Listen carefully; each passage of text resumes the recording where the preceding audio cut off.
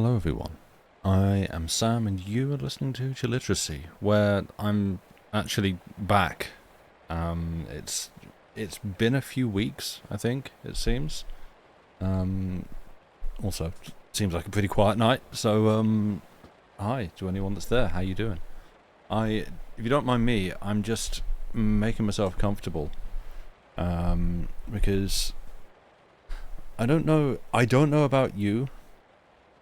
Hello everyone. Hi. Welcome. I don't know about you, but I seem to have this thing where if I think my body has like an amount of mashed potato that it will tolerate, and if I have too much, I sort of cross a threshold. I get like a weird, like a sort of slightly kind of cramped feeling, like a kind of at the bottom of my lungs, top of my stomach, like around the diaphragm area. Not like I'm not looking for medical diagnoses, don't worry. But that's basically just started happening as I kind of set the stream live. So I'm gonna see how I go this evening. I had planned to do like a full 2 hours and get some chapters towards the end of the book. Like if I can manage that, then it'll put us one stream from the end of the book, which would be nice. But I may have to cut short, so we'll see. But in sort of service of that, I've decided I'm going to take a slightly more relaxed position. So I'm sitting back with my feet up on the desk. So you may hear like some grumbles through the microphone as I reposition like my light and things, because it's the mic arm's getting on a little bit now, and it complains and squeaks. Oh no, Pearl, your mum loves mashed potatoes, so you had it so often when you were a kid. You can't eat it. Oh no, I don't think well. This is the thing that I was going to say. I don't think it's possible for me to eat too much mashed potato. I literally just said that it is. And therein lies, it seems like my body's own defense mechanism of like, okay, you need to stop, so you're gonna have this difficulty instead. So that's where that's at. Ray Tracer, hello. Thank you very much for the 41 months. Good grief, this channel's getting old. Good to see you. Hope you're well. Lama, you have that with onion soup. My issue with onion soup is just acid. I would get the worst attack of stomach acid if I ate too much onion soup, which is a shame because it's delicious. Also, yeah, I'm speaking of like cooking and things. I improvised a little bit today with the slow cooker. I wanted to make some kind of sausage and bean casserole, and found based off like a couple of different recipes, and wanted to put some kind of like ale or beer in there or whatever, like like a stout. And I remembered that left over from Christmas I had some what were called plum pudding porters, and your beers, porters and stouts, fairly similar, and quite thick, full ales. And I thought, well, plum and sort of a sausage sauce kind of thing, yeah, that would go quite nicely. It'd be good. Didn't look too closely at the ingredients, and it was only after it had like started cooking that I realised that the porter that I had used had vanilla in it. And it not bad, but it's a bit weird, and I have to eat it for the next few days.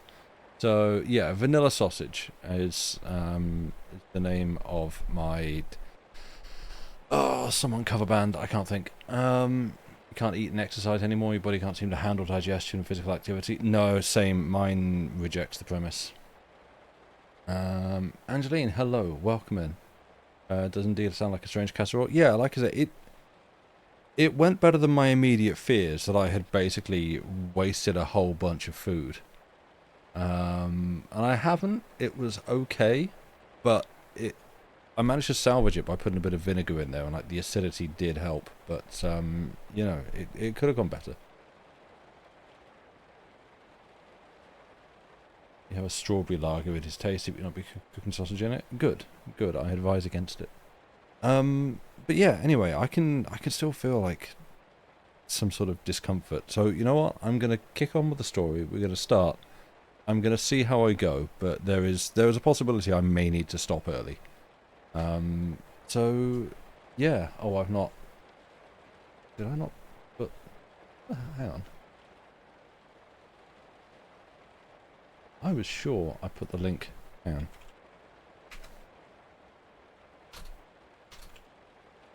There. I must have like deleted it or something. There is your link for where we are reading from. And from. It is, well, that's the book. It doesn't link to chapter 9, but we'll be reading from chapter 9. Yeah. So if we're ready, I'm just gonna crack on with this and see how we go. Yeah. Preamble done. Let's have a story.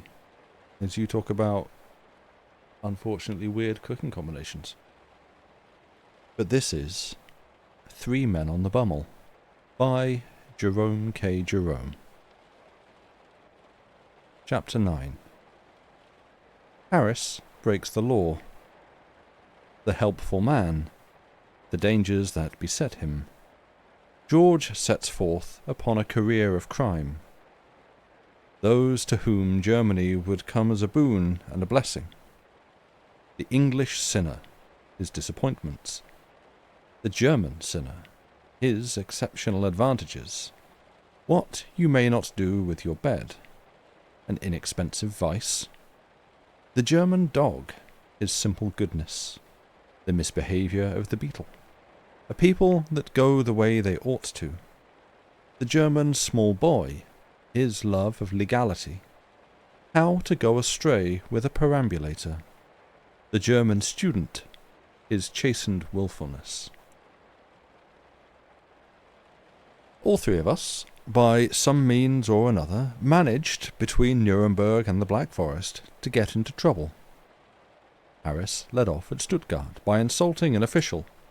Stuttgart is a charming town, clean and bright, a smaller Dresden. It has the additional attraction of containing little that one needs to go out of one's way to see. A medium-sized picture gallery, a small museum of antiquities, and half a palace, and you are through with the entire thing and you can enjoy yourself. Harris did not know it was an official that he was insulting. He took it for a fireman. It did look like a fireman, and he called it a dummer Esel. In Germany you are not permitted to call an official a silly ass, but undoubtedly this particular man was one. What had happened was this. Harris was in the Stadtgarten, anxious to get out, and seeing a gate open before him, had stepped over a wire into the street. Harris maintains he never saw it, but undoubtedly there was hanging to the wire a notice, Durchgang verboten. The man who was standing near the gate stopped Harris and pointed out to him this notice. Harris thanked him and passed on. The man came after him and explained that treatment of the matter in such offhand way could not be allowed. What was necessary to put the business right was that Harris should step back over the wire into the garden. Harris pointed out to the man that the notice said going through forbidden, and that, therefore, by re-entering the garden that way, he would be infringing the law a second time. The man saw this for himself, and suggested that to get over the difficulty Harris should go back into the garden by the proper entrance, which was round the corner, and afterwards immediately come out again by the same gate. Then it was that Harris called the man a silly ass. That delayed us a day, and cost Harris 40 marks. I followed suit at Karlsruhe by stealing a bicycle. I did not mean to steal the bicycle, I was merely trying to be useful. The train was on the point of starting when I noticed, as I thought, Harris's bicycle still in the goods van. No one was about to help me. I jumped into the van and hauled it out, only just in time. Wheeling it down the platform in triumph, I came across Harris's bicycle, standing against a wall behind some milk cans. The bicycle I had secured was not Harris's, but some other man's. It was an awkward situation. In England, I should have gone to the station master and explained my mistake. But in Germany, they are not content with your explaining a little matter of this sort to one man. They take you round to get you to explain it to about half a dozen, and if any of the half dozen happens not to be handy, or not to have the time just then to listen to you, they have a habit of leaving you over for the night to finish your explanation the next morning. I thought I would just put the thing out of sight, and then, without making any fuss or show, take a short walk. I found a woodshed which seemed just the very place, and was wheeling the bicycle into it when, unfortunately, a red-hatted railway official, with the airs of a retired field marshal, caught sight of me and came up. He said, "What are you doing with that bicycle?" I said, "I'm going to put it in this woodshed out of the way." I tried to convey by my tone that I was performing a kind of thoughtful action, for which the railway officials ought to thank me, but he was unresponsive. "Is it your bicycle?" he said. "Well, not exactly," I replied. "Whose is it?" he asked quite sharply. "I can't tell you," I answered. "I don't know whose bicycle it is." "Where did you get it from?" was his next question. There was a suspiciousness about his tone that was almost insulting. "I got it," I answered, with as much calm dignity as at the moment I could assume, "out of the train. The fact is," I continued frankly, "I have made a mistake." He did not allow me to finish. He merely said he thought so too, and blew a whistle.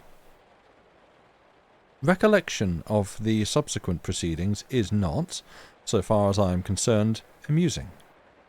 By a miracle of good luck, they say Providence watches over certain of us, the incident happened in Karlsruhe, where I possess a German friend, an official of some importance. Upon what would have been my fate had the situation not been at Karlsruhe, or my friend been from home, or had my friend been from home, I do not care to dwell. As it was, I got off, as the saying is, by the skin of my teeth.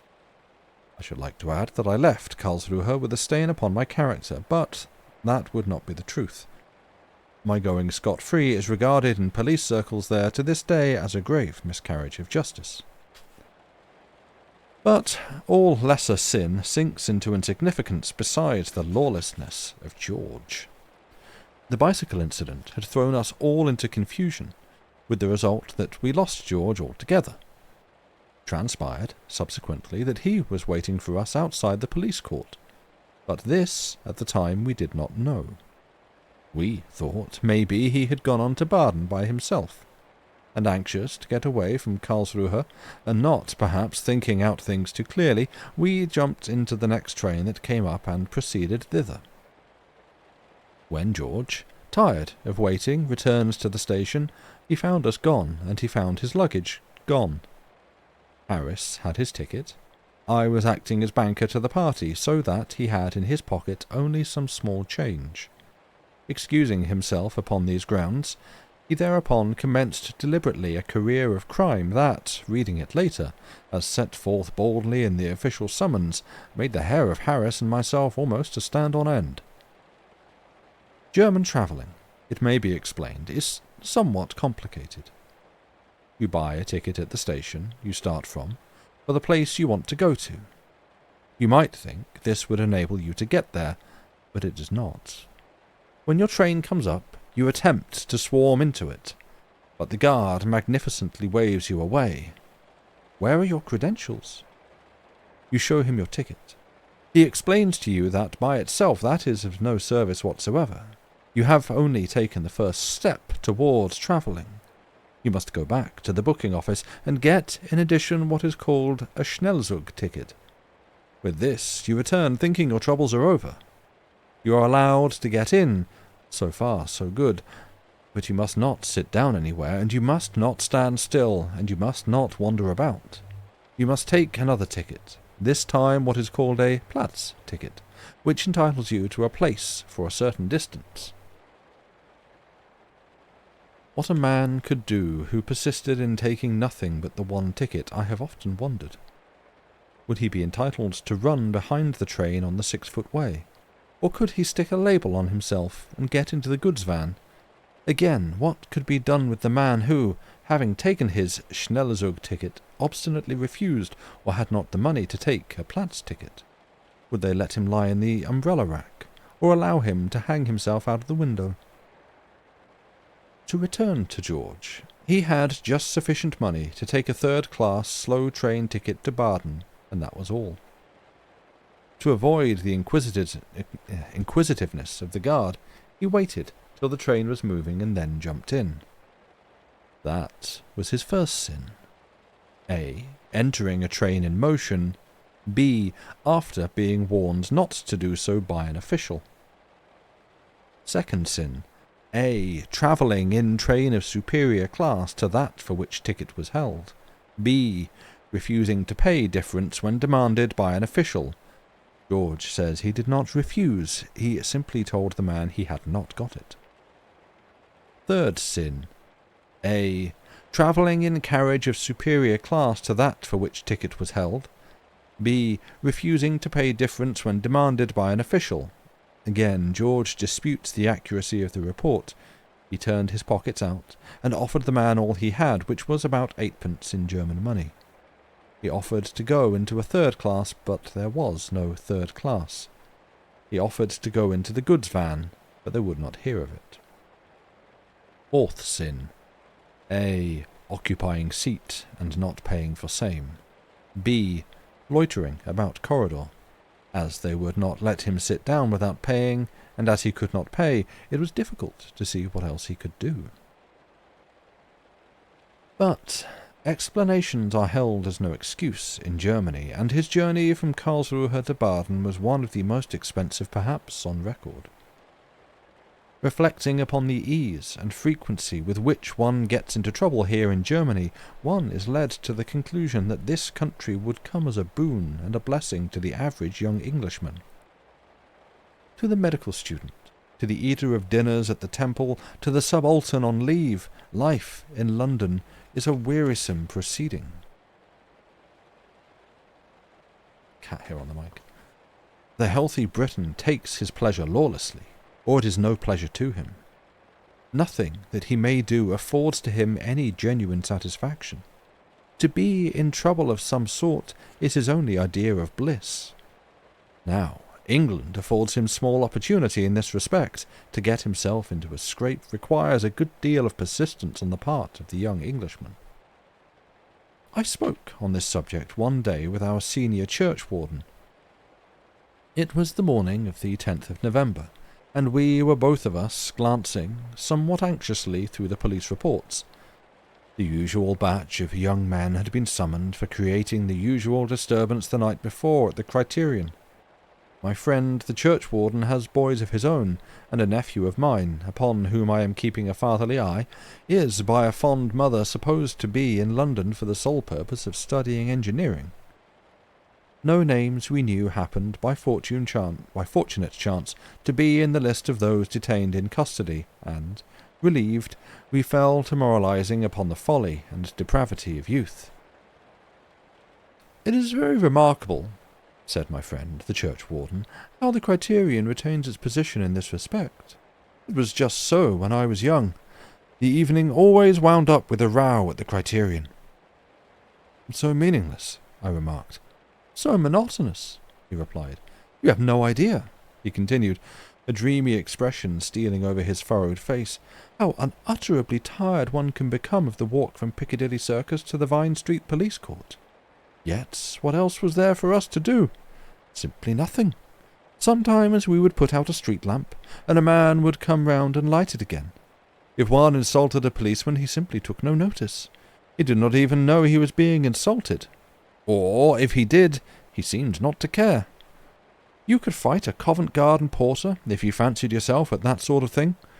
Generally speaking, the porter got the best of it, and when he did, it cost you 5 shillings, and when he did not, the price was half a sovereign. I could never see much excitement in that particular sport. I tried driving a hansom cab once. That has always been regarded as the acme of modern Tom and Jerryism. I stole it late one night from outside a public house in Dean Street, and the first thing that happened to me was that I was hailed in Golden Square by an old lady surrounded by 3 children, 2 of them crying and the third one half asleep. Before I could get away, she had shot the brats into the cab, taken my number, paid me, so she said, a shilling over the legal fare, and directed me to an address a little beyond what she called North Kensington. Matter of fact, the place turned out to be on the other side of Willesden. The horse was tired, and the journey took us well over 2 hours. It was the slowest lark I ever remember being concerned in. I tried once or twice to persuade the children to let me take them back to the old lady, but every time I opened the trap door to speak to them, the youngest one, a boy, started screaming. And when I offered other drivers to transfer the job to them, most of them replied in the words of a song, popular at the period, "Oh, George, don't you think you're going just a bit too far?" One man offered to take home to my wife any last message I might be thinking of, whilst another promised to organise a party to come and dig me out in the spring. When I mounted the dickey, I had imagined myself driving a peppery old colonel to some lonesome and cabless region 6 miles from where he wanted to go, and there leaving him upon the curbstone to swear. About that there might have been good sport, or there might not, according to circumstances and the colonel. The idea of a trip to an outlying suburb in charge of a nursery full of helpless infants had never occurred to me. "No, London," concluded my friend, the churchwarden, with a sigh, "affords but limited opportunity to the lover of the illegal." Now, in Germany, on the other hand, trouble is to be had for the asking. There are many things in Germany that you must not do that are quite easy to do. To any young Englishman yearning to get himself into a scrape, and finding himself hampered in his own country, I would advise a single ticket to Germany. A return, lasting as it does a month, might prove a waste. In the Police Guide of the Fatherland he will find set forth a list of the things the doing of which will bring to him interest and excitement. In Germany you must not hang your bed out of the window. He might begin with that. By waving his bed out of the window he could get into trouble before he had his breakfast. At home he might hang himself out of a window, and nobody would much mind, provided he did not obstruct anybody's ancient lights, or break away and injure any passer underneath. In Germany you must not wear fancy dress in the streets. A Highlander of my acquaintance, who came to pass the winter in Dresden, spent the first few days of his residence there in arguing this question with the Saxon government. They asked him what he was doing in those clothes. He was not an amiable man. He answered he was wearing them. They asked him why he was wearing them. He replied to keep himself warm. They told him, frankly, that they did not believe him, and sent him back to his lodgings in a closed landau. The personal testimony of the English minister was necessary to assure the authorities that the Highland garb was the customary dress of many respectable, law-abiding British subjects. They accepted the statement as diplomatically bound, but retain their private opinion to this day. The English tourist they have grown accustomed to, but a Leicestershire gentleman, invited to hunt with some German officers, on appearing outside the hotel, was promptly marched off, horse and all, to explain his frivolity at the police court. Another thing you must not do in the streets of German towns is to feed horses, mules, or donkeys, whether your own or those belonging to other people. If a passion seizes you to feed somebody else's horse, you must make an appointment with the animal, and the meal must take place in some properly authorized place. You must not break glass or china in the street, nor, in fact, in any public resort whatever, and if you do, you must pick up all the pieces. What you are to do with the pieces when you have gathered them together I cannot say. The only thing I know for certain is that you are not permitted to throw them anywhere, to leave them anywhere, or apparently to part with them in any way whatever. Presumably you are expected to carry them about with you until you die, and then be buried with them. Or maybe you are allowed to swallow them. In German streets you must not shoot with a crossbow. The German lawmaker does not content himself with the misdeeds of the average man, the crime one feels one wants to do, but must not. He worries himself, imagining all the things a wandering maniac might do. In Germany there is no law against a man standing on his head in the middle of the road. The idea has not occurred to them. One of these days, a German statesman, visiting a circus and seeing acrobats, will reflect upon this omission. Then he will straightway set to work and frame a clause forbidding people from standing on their heads in the middle of the road and fixing a fine. This is the charm of German law. Misdemeanor in Germany has its fixed price. You are not kept awake all night, as in England, wondering whether you will get off with a caution, be fined 40 shillings, or, catching the magistrate in his unhappy moment for yourself, get 7 days. You know exactly what your fun is going to cost you. You can spread out your money on the table, open your police guide, and plan out your holiday to a 50-pfennig piece. For a really cheap evening, I would recommend walking on the wrong side of the pavement after being cautioned not to do so. I calculate that by choosing your district and keeping to the quiet side streets, you could walk for a whole evening on the wrong side of the pavement at a cost of little over 3 marks. In German towns you must not ramble about after dark, in droves. I am not quite sure how many constitute a drove, and no official to whom I have spoken on this subject has felt himself competent to fix the exact number. I once put it to a German friend who was starting for the theatre with his wife, his mother-in-law, 5 children of his own, his sister and her fiancée, and 2 nieces, if he did not think he was running a risk under this bylaw. He did not take my suggestion as a joke. He cast an eye over the group. "Oh, I don't think so," he said. "You see, we are all one family." "The paragraph says nothing about it being a family drove or not," I replied. "It simply says drove.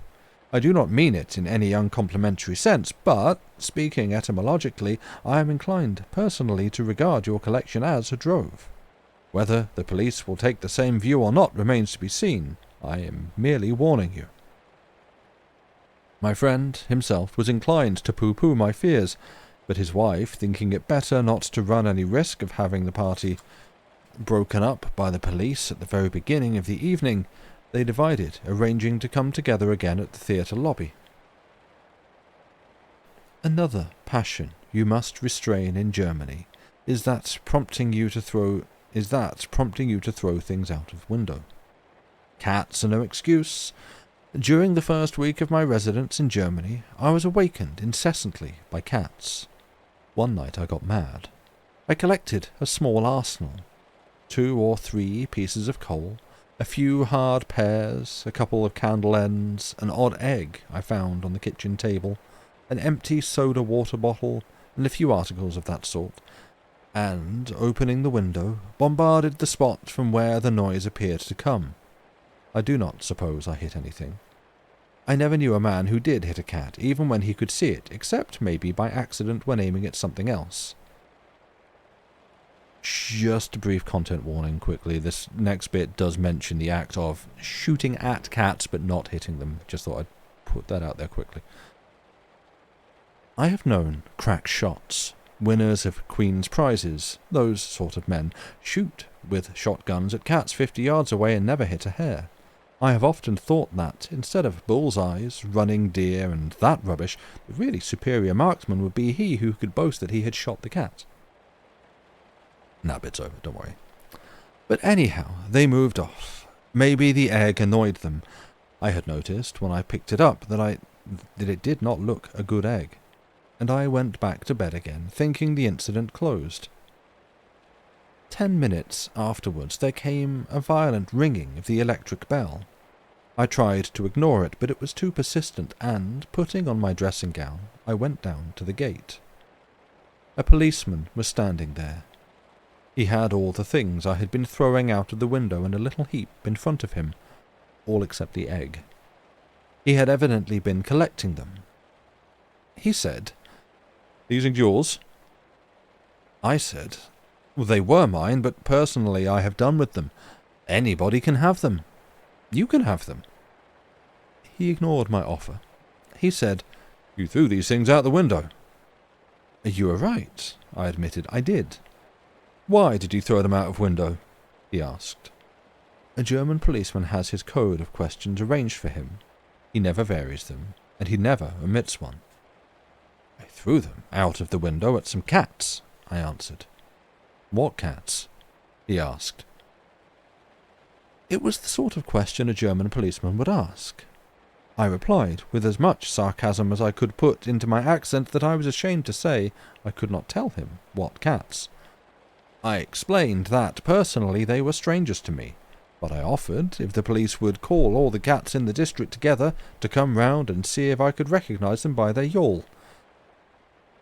The German policeman does not understand a joke, which is perhaps on the whole just as well, for I believe there is a heavy fine for joking with any German uniform.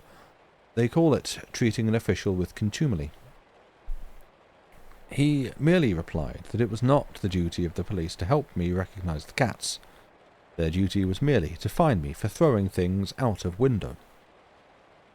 I asked what a man was supposed to do in Germany when woken up night after night by cats, and he explained that I could lodge an information against the owner of the cat when the police would proceed to caution him, and, if necessary, order the cat to be destroyed.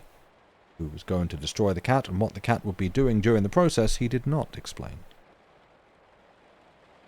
I asked him how he proposed I should discover the owner of the cat. He thought for a while, and then suggested that I might follow it home. I did not feel inclined to argue with him any more after that. I should only have said things that would make the matter worse. As it was, that night's sport cost me 12 marks, and not a single one of the 4 German officials who interviewed me on the subject could see anything ridiculous with the proceedings from beginning to end. But in Germany, most human faults and follies sink into comparative insignificance beside the enormity of walking on the grass. Nowhere, and under no circumstances, may you at any time in Germany walk on the grass. Grass in Germany is quite a fetish. To put your foot on German grass would be as great a sacrilege as to dance a hornpipe on a Muslim's praying mat. The very dogs respect German grass. No German dog would dream of putting a paw on it. If you see a dog scampering across the grass in Germany, you may know for certain that it is a dog of some unholy foreigner. In England, when we want to keep dogs out of places, we put up wire netting, 6 feet high, supported by buttresses, and defended on the top by spikes. In Germany, they put a notice board in the middle of the place, Hunden verboten, and a dog that has German blood in its veins looks at that notice board and walks away. In a German park I have seen a gardener step gingerly with felt boots onto a grass plot, and, removing therefrom a beetle, place it gravely but firmly on the gravel, which done, he stood sternly watching the beetle to see that it did not try to get back on the grass, and the beetle, looking utterly ashamed of itself, walked hurriedly down the gutter, and turned up the path marked Ausgang. In German parks, separate roads are devoted to the different orders of the community, and no one person, at peril of liberty and fortune, may go upon another person's road. There are special paths for wheel riders, and special paths for footgoers, avenues for horse riders, roads for people in light vehicles, and roads for people in heavy vehicles, ways for children and for alone ladies. That no particular route has yet been set aside for bald-headed men or new women has always struck me as an omission. In the Grossgarten in Dresden, I once came across an old lady, standing helpless and bewildered, in the centre of 7 tracks. Each was guarded by a threatening notice, warning everybody off it but the person for whom it was intended. "I am sorry to trouble you," said the old lady on learning I could speak English and read German, "but would you mind telling me where what I am and where I have to go. I inspected her carefully, and came to the conclusion that she was a grown-up and a foot-goer, and pointed out her path. She looked at it and seemed disappointed. "But I don't want to go down there," she said. "Mayn't I go this way?" "Great heavens, no, madam," I replied. "That path is reserved for children." "But I wouldn't do them any harm," said the old lady with a smile. She did not look the sort of old lady who would have done them any harm. "Madam," I replied, "if it rested with me, I would trust you down that path, though my own firstborn were at the other end. But I can only inform you of the laws of this country. For you, a full-grown woman, to venture down that path is to go to certain fine, if not imprisonment. There is your path marked plainly, nur für Fußgänger, and if you will notice my advice, you will hasten down it. You are not allowed to stand here and hesitate." "It doesn't lead a bit in the direction I want to go," said the old lady. "It leads in the direction you ought to want to go," I replied, and we parted. In the German parks there are special seats labelled only for grown-ups, nur für Erwachsene, and the German small boy, anxious to sit down and reading that notice, passes by and hunts for a seat on which children are permitted to rest, and there he seats himself, careful not to touch the woodwork with his muddy boots. Imagine a seat in Regent's or St. James's Park labelled only for grown-ups. Every child for 5 miles round would be trying to get on that seat, and hauling other children off who were on. As for any grown-up, he would never be able to get within half a mile of that seat for the crowd. The German small boy, who has accidentally sat down on such without noticing, rises with a start when his error is pointed out to him, and goes away with downcast head, blushing to the roots of his hair with shame and regret. Not that the German child is neglected by a paternal government. In German parks and public gardens, special places, Spielplätze, are provided for him, each one supplied with a heap of sand. There he can play to his heart's content at making mud pies and building sand castles. To the German child, a pie made of any other mud than this would appear an immoral pie. It would give him no satisfaction. His soul would revolt against it. That pie, he would say to himself, was not, as it should have been, made of government mud specially set apart for the purpose. It was not manufactured in the place planned and maintained by the government for the making of mud pies. It can bring no real blessing with it. It is a lawless pie. And until his father had paid the proper fine and he had received his proper licking, his conscience would continue to trouble him. Another excellent piece of material for obtaining excitement in Germany is the simple domestic perambulator.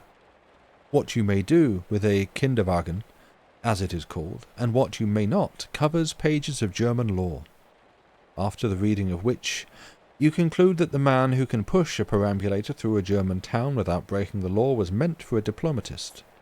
You must not loiter with a perambulator, and you must not go too fast. You must not get in anybody's way with a perambulator, and if anybody gets in your way, you must get out of their way. If you want to stop with a perambulator, you must go to a place specially appointed where perambulators may stop, and when you get there you must stop. You must not cross the road with a perambulator. If you and the baby happen to live on the other side, that is your fault. You must not leave your perambulator anywhere, and only in certain places can you take it with you. I should say that in Germany you could go out with a perambulator and get into enough trouble in half an hour to last you for a month. Any young Englishman anxious for a row with the police could not do better than come over to Germany and bring his perambulator with him. In Germany, you must not leave your front door unlocked after 10 o'clock at night, and you must not play the piano in your own house after 11. In England, I have never felt I wanted to play the piano myself, or to hear anyone else play it after 11 o'clock at night, but that is a very different thing to being told that you must not play it. Here in Germany, I never feel that I really care for the piano until 11 o'clock. Then I could sit and listen to the Maiden's Prayer or the Overture to Zampa with pleasure. To the law-loving German, on the other hand, music after 11 o'clock at night ceases to be music. It becomes sin, and as such gives him no satisfaction. The only individual throughout Germany who ever dreams of taking liberties with the law is the German student, and he only to a certain well-defined point. By custom, certain privileges are permitted to him, but even these are strictly limited and clearly understood. For instance, the German student may get drunk and fall asleep in the gutter with no other penalty than that of having the next morning to tip the policeman who has found him and brought him home. But for this purpose he must choose the gutters of side streets. The German student, conscious of the rapid approach of oblivion, uses all his remaining energy to get round the corner where he may collapse without anxiety. In certain districts he may ring bells. The rent of flats in these localities is lower than in other quarters of the town, while the difficulty is further met by each family preparing for itself a secret code of bell-ringing, by means of which it is known whether the summons is genuine or not. When visiting such a household late at night, it is as well to be acquainted with this code, or you may, if persistent, get a bucket of water thrown over you.